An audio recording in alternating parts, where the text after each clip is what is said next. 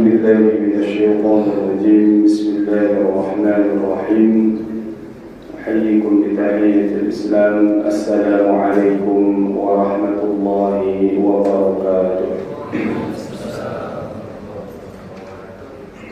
إن الحمد لله نحمده ونستعينه ونستغفره ونعوذ بالله من شرور أنفسنا ومن سيئات أعمالنا. من يهد الله فلا مضل له ومن يضلله فلن تجد له وليا مرشدا. أشهد أن لا إله إلا الله وحده لا شريك له وأشهد أن محمدا عبده ورسوله لا نبي بعده. اللهم صل وسلم وبارك على سيدنا محمد الفاتح لما أغلق والخاتم لما سبق ناصر الحق بالحق والهادي إلى صراطك المستقيم. صلى الله عليه وعلى آله وصحبه حق قدره ومقداره العظيم. وبعد، رب اشرح لي صدري ويسر لي أمري واحلل عقدة من لساني يفقهوا قولي. Bapak Ibu yang dirahmati Allah Subhanahu wa taala, melanjutkan kajian kita pada kitab Al-Hikam yang siang hari ini masuk kepada petikan nasihat atau hikmah yang ketiga dari Al-Imam Ibnu Athaillah As-Sakandari rahimahullahu ta'ala, yang berkaitan dengan Al-Himam, jamaah daripada himmah, yakni keinginan yang kuat, usaha yang maksimal dalam meraih apa yang diinginkan oleh seorang as-salik yang menempuh jalan untuk sampai kepada Allah Subhanahu wa ta'ala. Kemudian tentang al-maqadir, yakni takdir, ketetapan dari Allah Subhanahu wa ta'ala.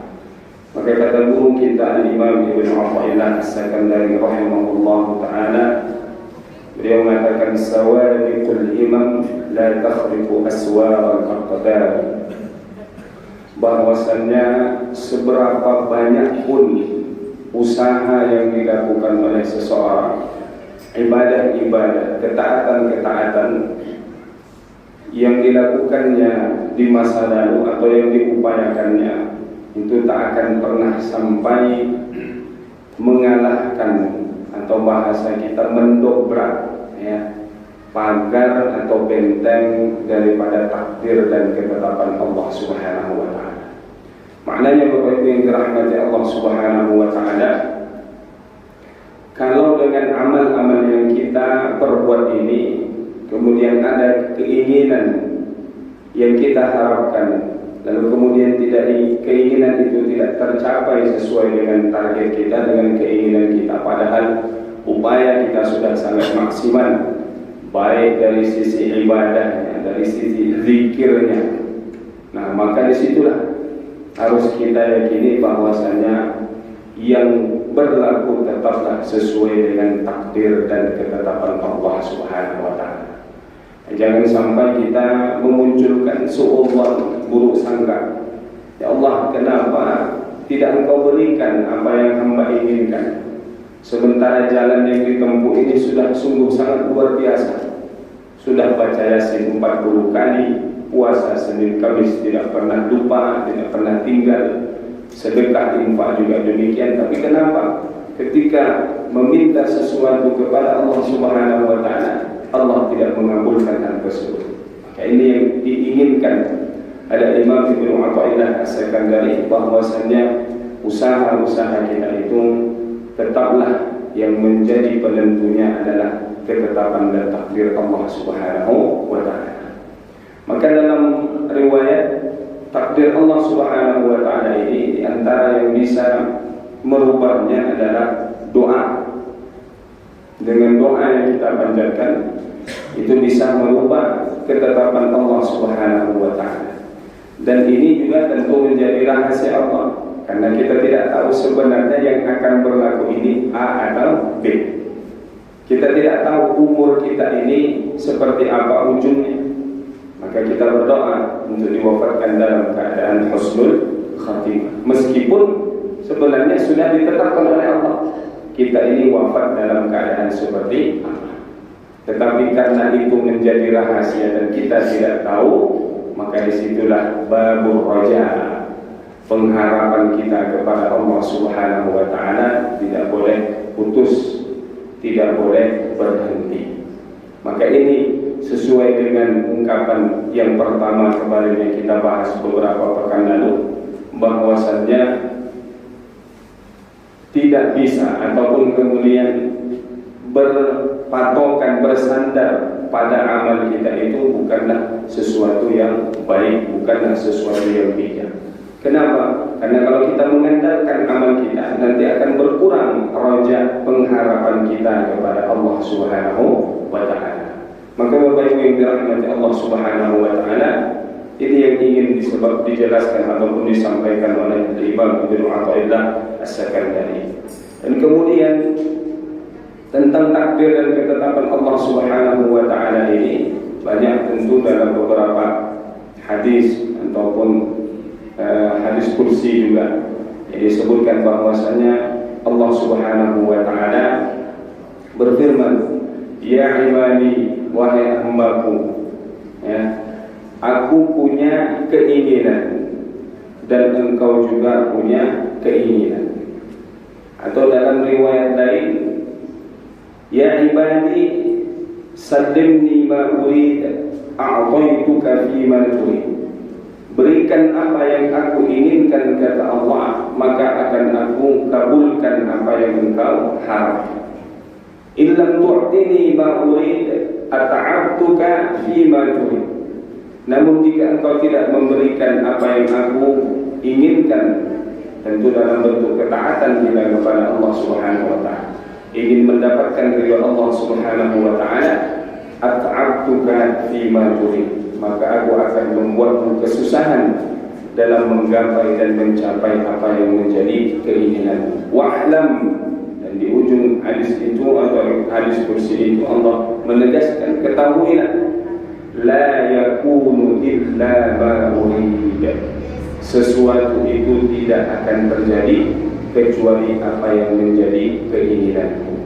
Maka Bapak Ibu yang dirahmati Allah Subhanahu wa Ta'ala, selalulah kita menyandarkan segala usaha, segala keinginan kita ini pada ketetapan Allah Subhanahu wa Ta'ala, agar tidak timbul dalam diri kita nanti kekecewaan yang bisa jadi berujung kepada buruk sangka kepada Allah Subhanahu wa Ta'ala.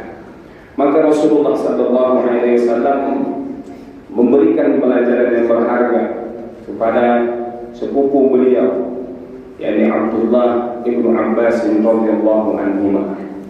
Suatu ketika Rasulullah mengatakan kepada Abdullah ibnu Abbas, ya gulam, gulam panggilan untuk anak yang usianya masih muda belia, sudah masuk usia tamyiz, hanya belasan tahun umurnya. Maka Rasulullah mengatakan, ya gulam, ihfazillah yahfazuka, jagalah Allah, niscaya Allah akan menjagamu. Maknanya apa? Tentu Allah tidak butuh penjagaan kita, tetapi maknanya jagalah syariat Allah. Apa yang menjadi kewajiban, tunaikan. Apa yang menjadi larangan, tinggalkan. Apa yang bentuknya anjuran, berusaha sebisa mungkin kita untuk melaksanakannya. Ihfazillah yahfazuka, ihfazillah tajidhu tujahak. Jagalah Allah dalam seluruh gerak-gerik kita, maka kita akan mendapati Allah Subhanahu wa Ta'ala. Maknanya pada level musyahadah, sebagaimana Rasulullah mengatakan ketika menjawab pertanyaan Jibril tentang ihsan, apa itu ihsan? An ta'budallaha ka'annaka tarah, beribadah seolah-olah kita melihat Allah. Ini levelnya musyahadah. Jadi seolah-olah memang melihat Allah Subhanahu wa Ta'ala dalam setiap gerak-geriknya. Kalau tidak mampu demikian, maka turun kepada level yang kedua, muraqabah. Illam takun tarahu fa innahu yara. Jika tidak bisa sampai level musyahadah, maka pada level yang kedua, muraqabah, selalu merasa diawasi dan dilihat oleh Allah Subhanahu wa Ta'ala.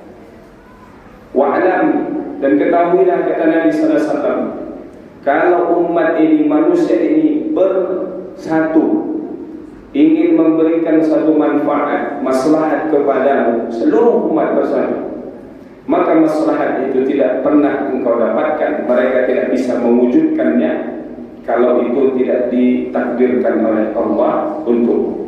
Bayangkan seluruh manusia bersatu untuk memberikan suatu kebaikan, tetapi jika tidak ditakdirkan oleh Allah, maka hal itu tidak akan terjadi. Sebaliknya pula, kalau seluruh umat, seluruh manusia ini bersekongkol untuk melakukan suatu tipu muslihat, kejahatan kepadamu, hal itu juga tidak akan terjadi kalau itu tidak ditakdirkan oleh Allah Subhanahu wa Ta'ala. Maka kalau kita sudah berserah, bersandar pada Allah, tidak ada yang kita khawatirkan. Inilah sifat yang dimiliki oleh para wali-wali Allah. Ala inna awliya Allah la khawfun alaihim wa la hum yahzanun. Para wali-wali Allah tidak ada rasa takut dalam dirinya, karena mereka berjalan di muka bumi ini dalam pengawasan pantauan Allah Subhanahu wa Ta'ala. Apa yang akan terjadi? Pastilah semuanya dalam genggaman kuasanya Allah Subhanahu wa Ta'ala. Maka Bapak Ibu yang dirahmati Allah Subhanahu wa Ta'ala, mudah-mudahan kita pun demikian, hidup kita ini benar-benar kita gantungkan hanya kepada Allah Subhanahu wa Ta'ala. Dan sekarang kita sudah masuk di bulan Dzulhijjah. Maka satu hadis Nabi sallallahu alaihi wasallam yang sungguh sangat dahsyat, luar biasa. Kata beliau, "Ma min ayyamin", tidak ada hari-hari al-amalu salihu fihinna ahabbu ila Allah min hadhihi al-ayyam. Tidak ada hari-hari yang amalan saleh, perbuatan kebajikan, ketaatan seorang hamba lebih dicintai oleh Allah daripada hari-hari 10 pertama di bulan Dzulhijjah ini. Lalu seorang sahabat mengatakan, "Walal jihadu fi sabilillah", tidak juga dengan jihad di jalan Allah ya Rasulullah. Kata Rasulullah, "Walal jihad", tidak juga bisa menyaingi pahala atau amalan itu dikalahkan oleh amalan jihad, kecuali kata Nabi, seseorang berangkat berjihad, berperang di jalan Allah dengan harta dan jiwanya, dan dia tidak lagi kembali dengan hal tersebut.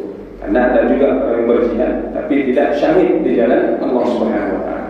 Nah, maka Bapak Ibu yang dirahmati Allah Subhanahu wa Ta'ala, mari isi waktu-waktu kita di hari-hari yang penuh dengan keberkahan ini, perbanyak amal ibadah, puasa sunnahnya, terlebih nanti di tanggal 9 Dzulhijjah, yang kalau hari raya jatuh pada hari Kamis, maka 9 Dzulhijjahnya jatuh pada hari Rabu. Berpuasa di hari itu, maka diampuni dosa 2 tahun, setahun yang lalu dan setahun yang akan datang. Dan mudah-mudahan kita semuanya berhari raya di hari yang sama, karena itu lebih menunjukkan persatuan umat Islam, bukan hanya pada titik solatnya. Karena kalau hanya pada solatnya saja, Rasulullah tidak akan menyuruh anak kecil, tidak akan menyuruh perempuan yang sedang haid untuk juga hadir di musola ataupun di tempat berkumpulnya umat Islam sedang solat. Lebih diutamakan adalah kebersamaan dan persatuan di antara kita. Mudah-mudahan bermanfaat apa yang kita sampaikan di siang hari ini. Sekali lagi, ini yang ditekankan, bahwasanya amalan-amalan soleh kita ini boleh saja kita jadikan sebagai tawassul, menjadikan dia sarana untuk mendapatkan apa yang kita inginkan. Tetapi jika tidak tercapai, maka jangan pula berburuk sangka pada Allah Subhanahu wa Ta'ala, karena tetaplah yang berlaku itu kun fayakun, apa yang diinginkan oleh Allah maka terjadi, bukan sesuai dengan keinginan kita, makhluk Allah Subhanahu wa Ta'ala. Wallahu a'lam bishawab. Yang benar datang dari Allah Subhanahu wa Ta'ala, yang salah dari kami sendiri. Ihdinas siratal mustaqim. Allahumma ij'alna minal ladzina yastami'una al-qawla fayattabi'una ahsana. Allahumma inna nas'aluka al-huda wat-tuqa war-ridha wal-'afafa wal-ghina. Rabbana hab lana min azwajina wa dhurriyyatina qurrata a'yunin waj'alna lil muttaqina imama. Allahumma ishfi marḍana wa marḍal muslimin. Allahumma ishfi marḍana wa marḍal muslimin. Rabbana atina fid dunya hasanah wa fil akhirati hasanah wa qina 'adzaban nar. Wa sallallahu 'ala sayyidina Muhammad wa alihi wa sahbihi ajma'in. Walhamdulillahi rabbil alamin. Wal 'afwu minkum. Wassalamu alaikum warahmatullahi wabarakatuh.